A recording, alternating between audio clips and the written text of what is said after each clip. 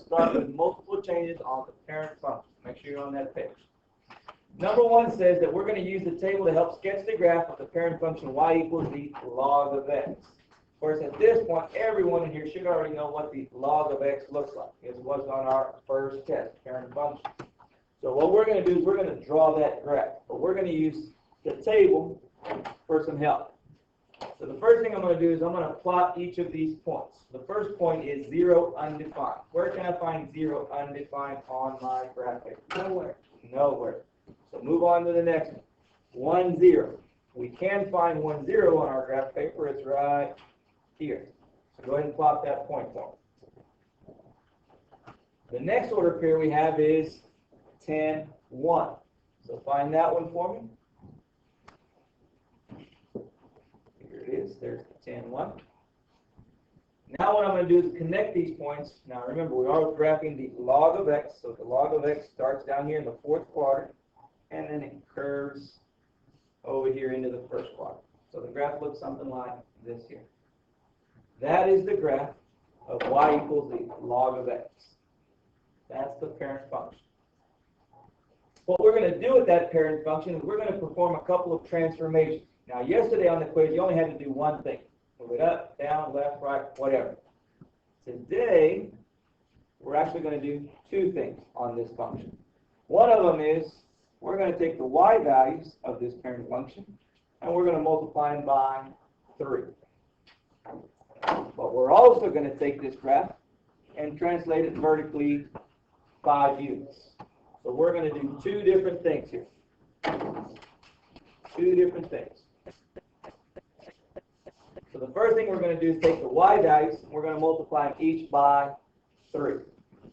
So undefined times 3 is still going to be undefined.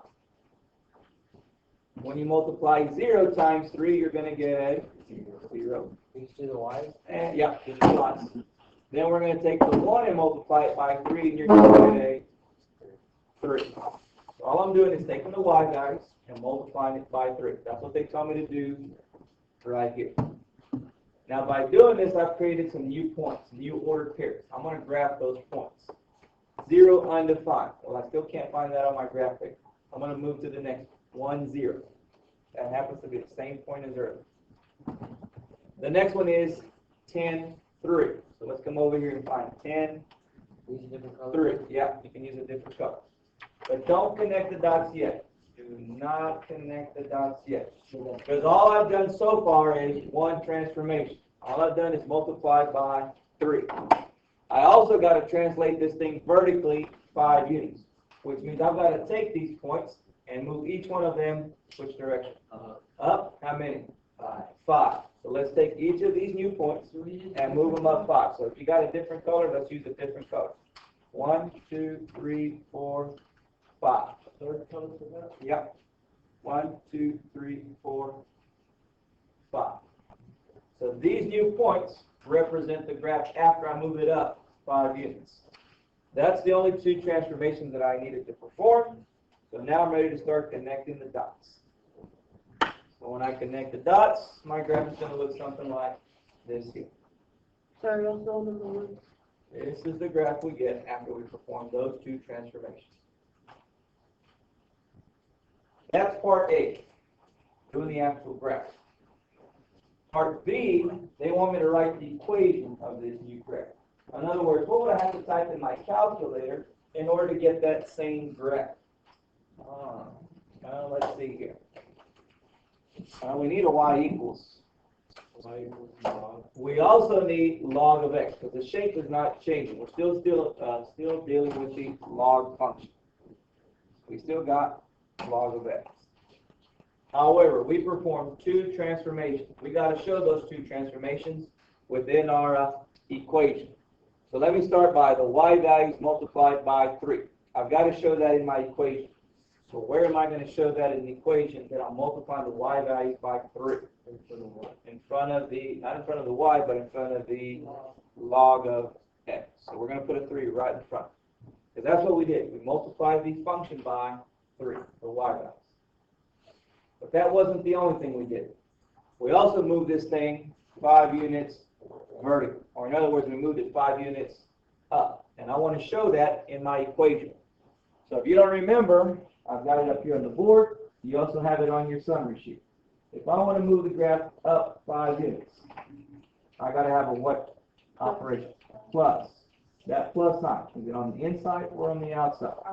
Outside. So when I do this, I need to make sure that my plus sign is also on the outside. The x values in the table. They could represent 1, 10, 20, whatever.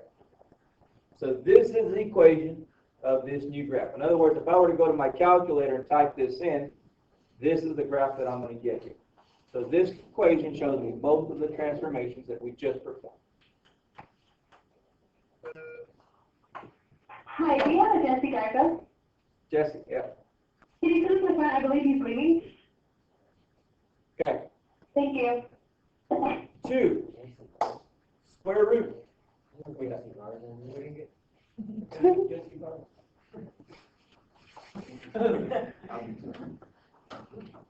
I'll be Jesse if nobody wants to be.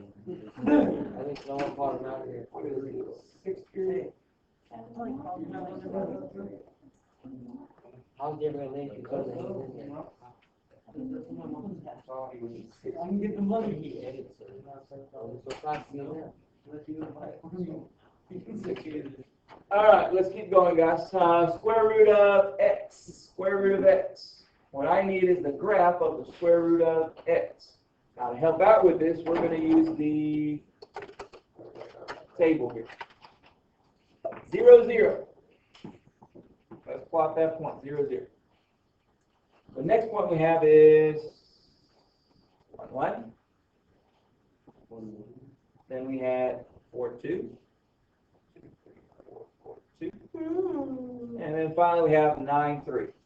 5, 6, 7, 8, 9. Go ahead and connect these points. And you got your graph of your square root function. That's what we call the parent function. We're going to take this graph and perform a couple of different transformations. Actually, this next is going to have 3 different things going on.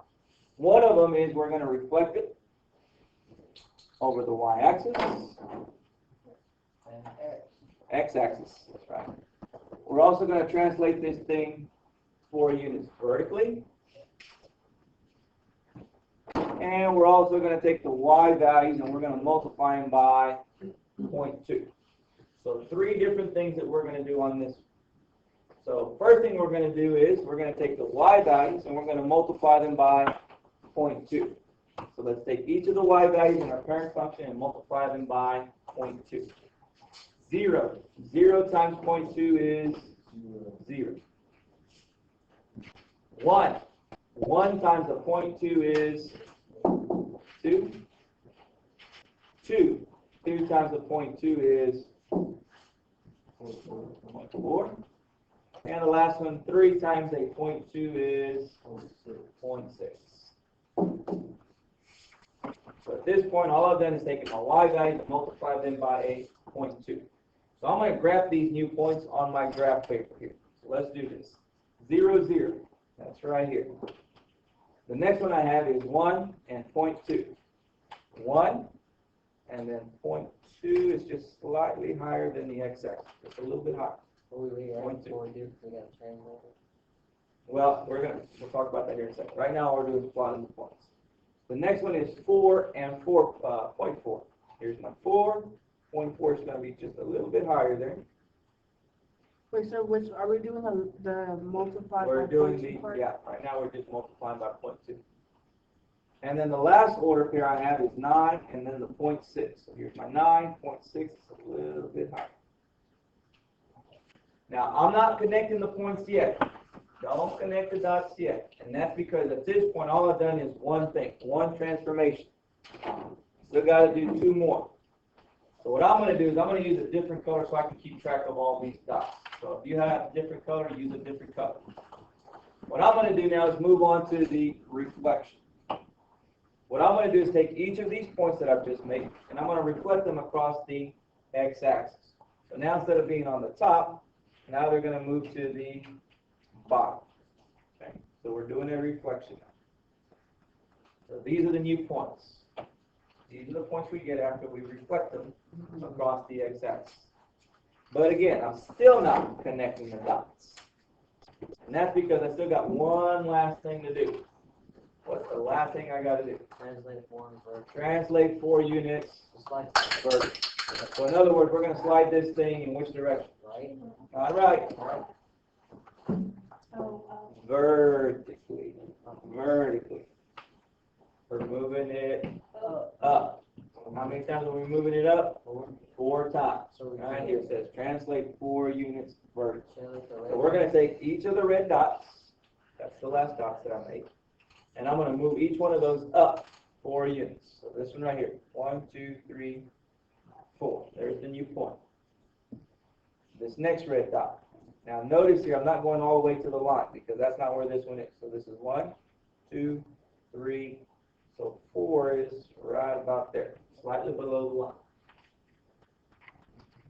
Go to the next red dot, move it up 4.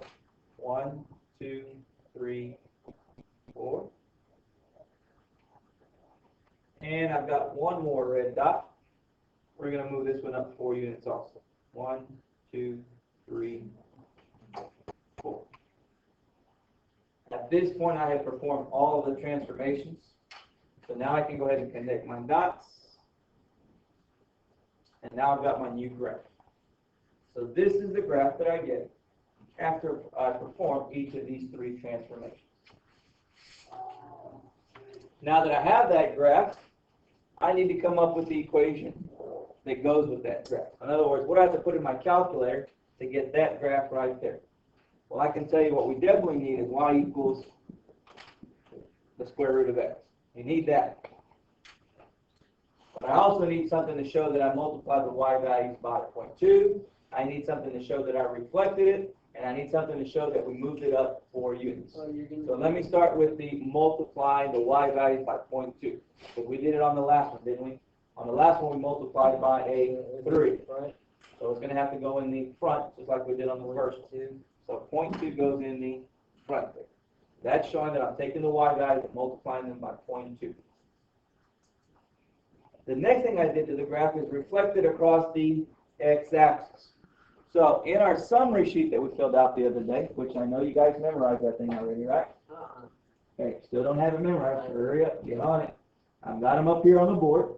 If I want a reflection across the x-axis, it says that I've got to have a negative sign.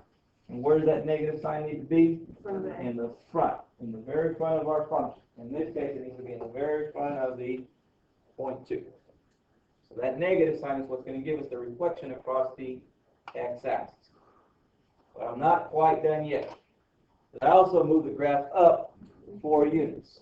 So if I want to move the graph up 4, my note says that I've got to have a plus 4. Now, is the plus 4 inside or is it on the outside? Outside. Outside. Now, when I say outside, I'm talking about on the outside of the square root there. Okay? So this right here would be the equation for this particular graph. It's the one that shows that I multiplied the y values by 0.2. It also shows that I reflected across the x-axis. And it also shows that I moved the graph up 4 units. There's the equation. By the way, would it make a difference if I had written that for my equation? Is that still the same thing or is it different? It's still different, right? Notice that the plus 4 is inside. So it's not going to move up. This one is actually going to move. If plus 4 is inside. If plus 4 is inside, it's going to move to the left. So there's a difference between this one and this one. Be very careful how you write it. All right, let's go to the next page, number 3. Number 3, we've got 4 different graphs. We've got A, B, C, and actually, yeah, A, B, C, D. On this one, we're going to be looking specifically at the parent function y equals 2 to the x power, an exponential. That's what this dotted line is right here. It's the parent function. That's the parent function for our exponential. This new line that we have here represents one of its family members. What we want to do is we want to write the equation for that family member. Why is there a box? Well, Yeah, for some reason, I don't know, guys, when I did the copy, some of you have an extra graph in this corner here. About that. Just ignore that. That shouldn't be there. Just ignore it. All right, so let's take a look at this new graph. Still the same basic shape. The only thing that's different about it is what? What did they do to that graph? Reflected on the They Y. reflected it over the y-axis. So in my equation, I got to show that. So let's look at our notes over here. If I want a reflection over the y-axis, I've got to have a negative sign. But where does that negative sign need to be? Inside the parentheses or next to the x. So when I write this, I need to make sure that my negative sign is right next to the x. So this is the equation for this graph right here. That's the one that's going to give me this graph right here. Let's just double check and make sure we're right, guys. Go to your calculator for me. Go to y equals. And I want you to type that equation in for me. Y equals 2 to the negative x power. And if we did this right, you should be able to see that graph that I got. Is there, how do you get negative? Good question. How do you get negative x? You're going to have to use the caret symbol first. 2, then the little caret symbol, which is right above your division sign. Then type negative, and then the x. Negative x. Then graph it. And what you should see is this right here. Is that what y'all are seeing? Yes. What would happen if I did this right here? Instead of giving me this graph, I'd have a reflection over the y-axis. I mean the x-axis. Like B. Put that in your calculator real quick. Type in y equals negative 2x. And notice you don't get the same graph. Notice that graph is different. So the reason I bring this up is that it's very important. Where you put these negative signs, it will make a difference. Let's go to the next one. Now, on mine it says B, but I think actually yours is lettered a little differently. Yours is C. So I'm looking at the graph right below the one we just did. So let's keep looking at the right one. We're looking at C. Looking at C. Notice we're still dealing with the same parent function. We're still looking at the exponential there. This new graph that we have here, we're trying to figure out what did they do in order to come up with this new graph. You notice that it's still the same. All we're doing is moving it. So what are they doing? They're moving it to the right. So what I want to do is I want to show that movement in my equation. So let's come up here. Y equals 2 to the x. However, I just moved this thing to the right. So if I look at my notes here, if I want to move the graph to the right, it says I need to do what? Minus from the x. So make sure when you subtract, you're subtracting from the x. In other words, when I write this, it's going to be 2 to the x power minus how much? Well, how much did we move it over? 7. We moved this graph over, right? How much did we move it over? 1, 2, 3, 4, 5. Moved it over 5, yes. Why is there on the parentheses on top? You look at these 2 points. Notice 1, 2, 3, 4, 5. All we do is move it over 5. Because that's an exponential. That's why we call it an exponential. X for exponent. Exponential for exponent. So this is the equation that goes with this graph right here. Let's go to the next one. This one is not C on your paper. This one is actually B. This one is B. So again, we still got that same parent function. So what did they do to this parent function? All they did was slide it down.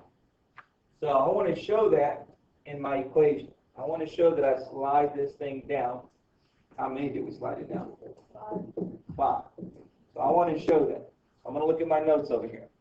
If I want to slide this thing down 5 units, it says that I got to do what?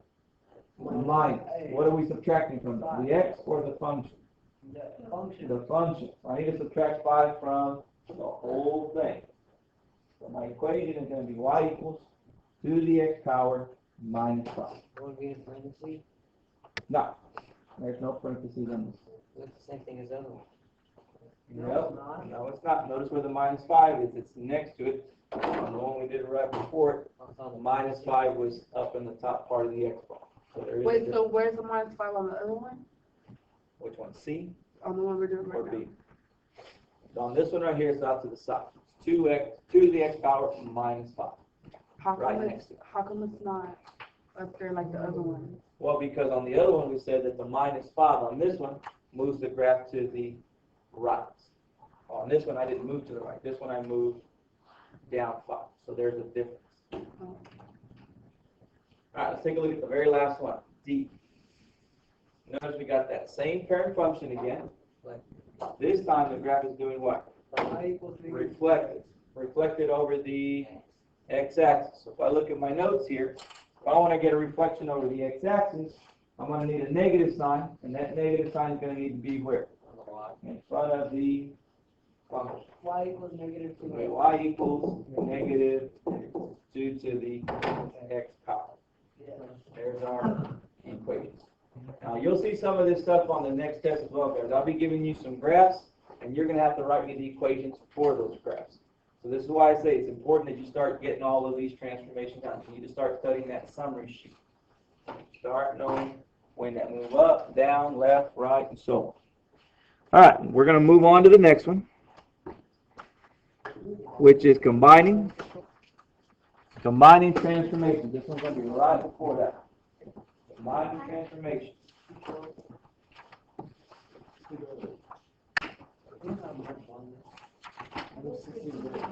Combining transformations.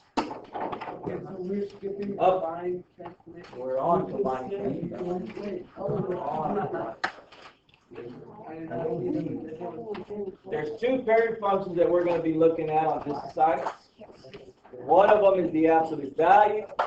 The other is the quadratic. Now at this point, everybody should know the two shapes that we're going to be working. Absolute value. What's the shape on the absolute value? It'd say V. What about the quadratic? U. We're going to be looking at the V shape and the U shape. So I'm going to draw those two. I'm going to get a little help from this table that I have here. The first order pair I have is negative 2, 2. I'm going to put it down here at negative 2, 2. The next order pair I have is negative 1, 1.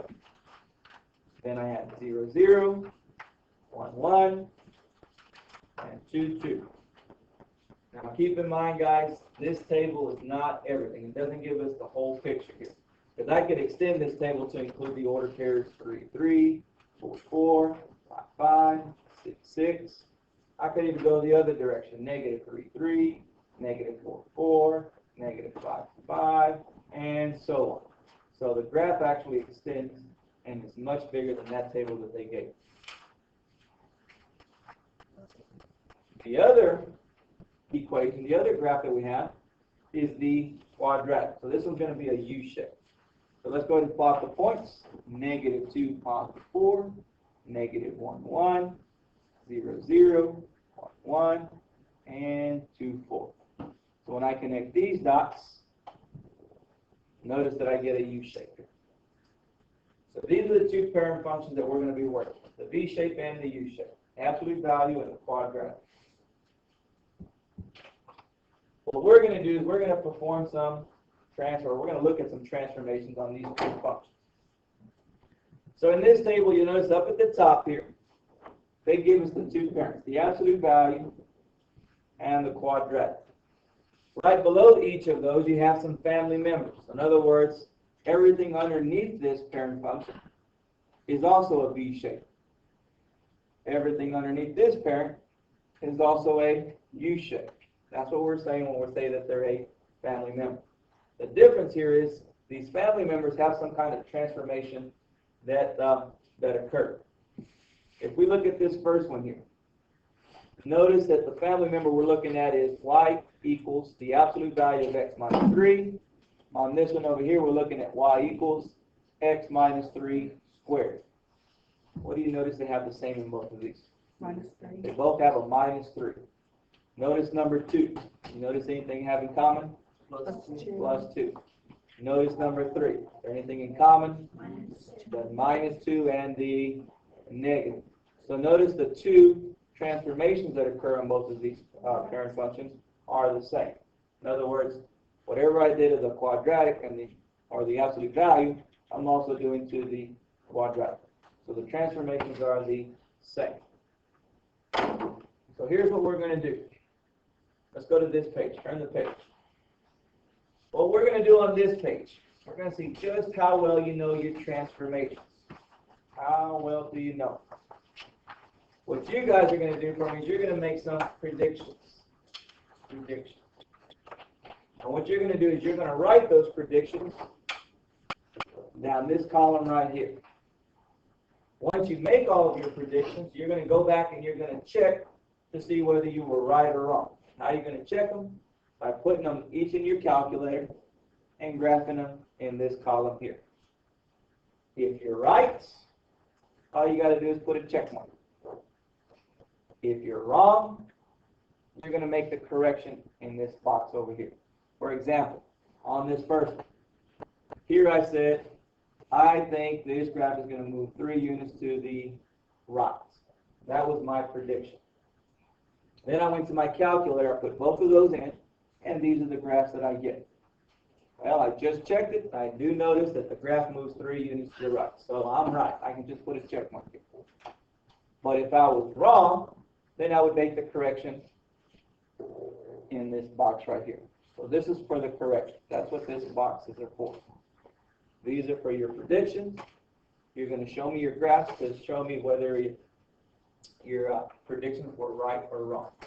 Now, by the way, some of these may have more than one transformation. For example, if we take a look at this one together real quick, guys. Look at this one real quick. This one has how many transformations occur? 2.